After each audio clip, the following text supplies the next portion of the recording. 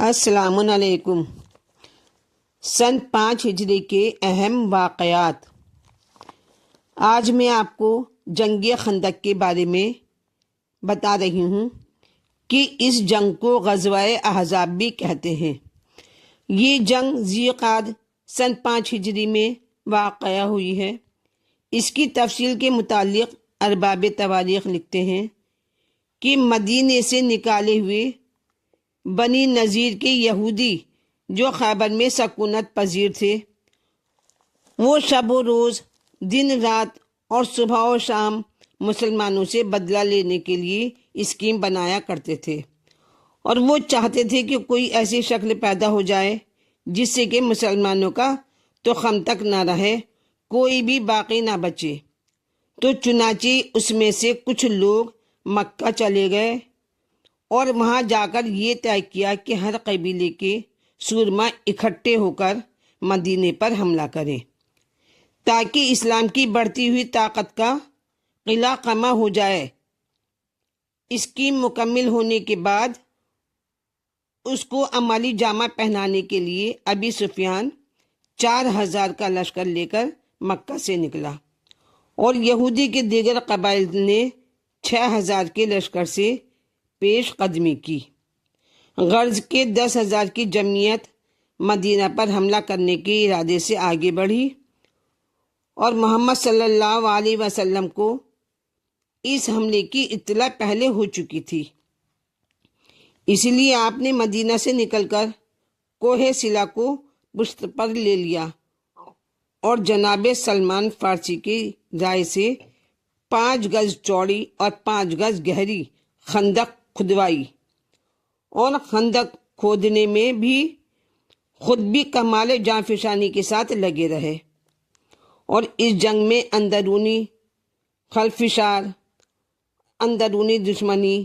اور منافقوں کی ریشہ دوانیاں بھی جاری رہیں، اور اندرونی حالات کے تحفظ کے لیے محمد صلی اللہ علیہ وسلم نے جناب ابوبکر پھر عمر کو بھیجنا چاہا، لیکن ان حضرات کے انکار کر دینے کی وجہ سے حضرت نے خلیفہ کو بھیجا، اور خندق کی کھدائی کا کام 6 روز تک جاری رہا۔ خندق تیار ہوئی ہی تھی کہ کفار کا لشکر عظیم آ پہنچا، اور لشکر کی کثرت دیکھ کر مسلمانوں کے اوزان خطا ہونے لگے، مسلمان گھبرا گئے۔ کفار یہ ہمت تو نہ کر سکے کہ دفعتاً حملہ کر کے مسلمانوں کو تباہ کر دیتے، لیکن اکا دکا 1-2 خندق پار کر کے حملہ کرنے کی کوشش کرتے رہے، اور یہ سلسلہ جو تھا یہ 20 روز تک جاری رہا۔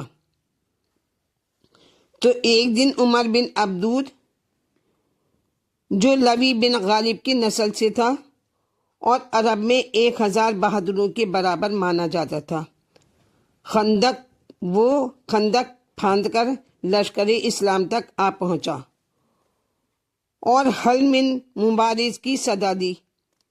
عمر بن عبدود کی آواز سنتے ہی عمر بن خطاب نے کہا کہ یہ تو 1000 قزاق کا اکیلا مقابلہ کرتا ہے، یعنی بہت ہی بڑا بہادر ہے۔ بس یہ سن کر مسلمان کے رہے سہے جو ہوش تھے وہ بھی ہوش جاتے رہے، اور پیغمبر اسلام نے اس کی صدائے پر لشکر اسلام کو مخاطب کر کے مقابلے کی ہمت دلائی، لیکن ایک نوجوان بہادر کے علاوہ کسی نے بھی نہیں سنا، اور 3 مرتبہ آن حضرت محمد صلی اللہ علیہ وسلم نے اپنے اصحاب کو مقابلے کے لیے نکلنے کی دعوت دی، مگر حضرت علی کے سوا کوئی نہ بولا، اور تیسری مرتبہ آپ نے علی سے کہا کہ یہ عمر بن عبدود ہے، تو آپ نے عرض کی میں بھی علی ابن ابی طالب ہوں۔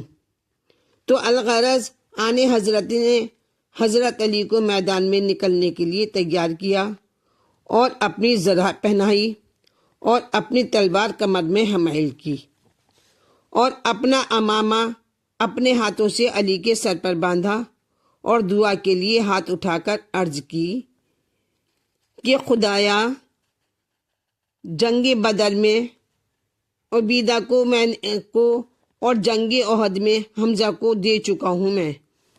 اے میرے پالنے والے، اب میرے پاس علی رہ گئے ہیں، تو مالک ایسا نہ ہو کہ آج ان سے بھی ہاتھ دھو کر بیٹھ جاؤں۔ تو دعا کے بعد علی کو پیدل ہی روانہ کیا، اور ساتھ ہی ساتھ کہا کہ آج کل ایمان کل کفر کے مقابلے میں جا رہا ہے۔ آپ روانہ ہو کر عمر کے مقابلے میں پہنچے، اور حضرت علی نے عمروں سے پوچھا کہ کیا واقعاً تیرا یہ قول ہے کہ میدان جنگ میں اپنے مقابل کی 3 باتوں میں سے ایک ضرور قبول کرتا ہے؟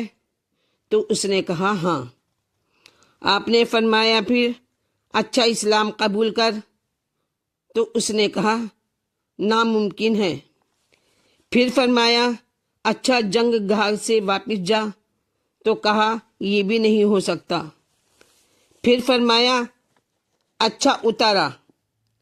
تو وہ اتر پڑا، لیکن کہنے لگا کہ مجھے امید نہ تھی کہ آسمان کے نیچے کوئی شخص بھی مجھ سے یہ کہہ سکتا ہے جو تم کہہ رہے ہو، مگر دیکھو میں تمہاری جان لینا نہیں چاہتا۔ غرض جنگ شروع ہو گئی اور 70 واروں کی نوبت آئی۔ آخر میں اس کی تلوار علی کی سپر کاٹتی ہوئی کاٹتی ہوئی سر تک پہنچی، اور علی نے جو سنبھل کر ہاتھ مارا تو عمر بن عبدود زمین پر لوٹنے لگا۔ مسلمانوں کو اس دست بدست لڑائی کی بڑی فکر تھی۔ ہر انسان فکر میں تھا کہ دیکھو کون جیتتا ہے۔ ہر ایک دعائیں مانگ رہا تھا، اور جب عمروں سے حضرت علی لڑ رہے تھے تو خاک اس قدر اڑ رہی تھی کہ کچھ نظر نہیں آ رہا تھا۔ گرد و غبار میں ہاتھوں کی صفائی تو نظر نہیں آئی، لیکن ہاں تکبیر کی آواز سن کر مسلمان سمجھے کہ علی نے فتح پائی، اور عمر ابن عبدود مارا گیا، اور اس کے ساتھ یہ خندق کو کود کر بھاگ نکلے۔ لیکن خبر فتح جب حضرت تک پہنچی تو آپ خوشی سے باغ ہو گئے۔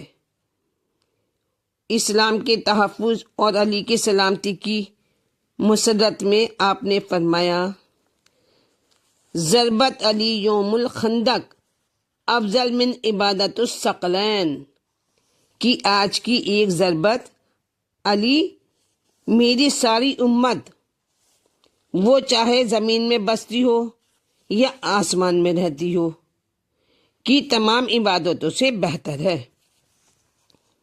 اور بعض کتابوں میں ہے کہ عمر بن عبدود کے سینے پر حضرت علی سوار ہو کر سر کاٹنا ہی چاہتے تھے کہ اس نے چہرہ اقدس پر لعاب دہن سے مولا علی کی بے ادبی کی، تو پھر حضرت کو غصہ آ گیا۔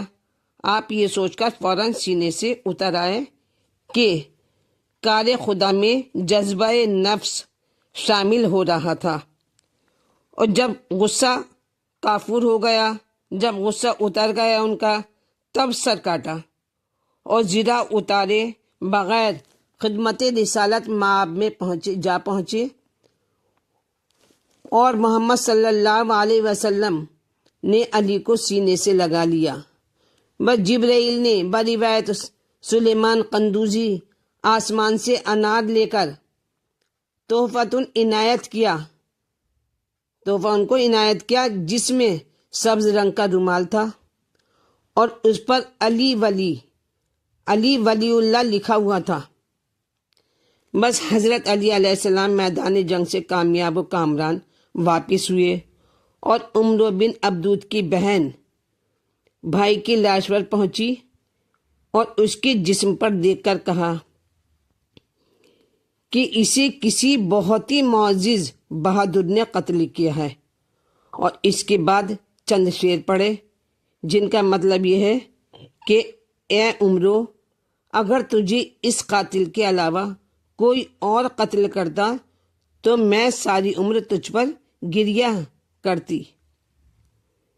تو فتح کے بعد جب حضرت علی واپس ہوئے تو حضرت ابوبکر اور عمر نے اٹھ کر آپ کی پیشانی مبارک کو بوسہ دیا۔ اور جو بھی میری ویڈیو دیکھ رہے ہیں وہ میرے چینل کو لائک کریں، سبسکرائب کریں، شیئر کریں۔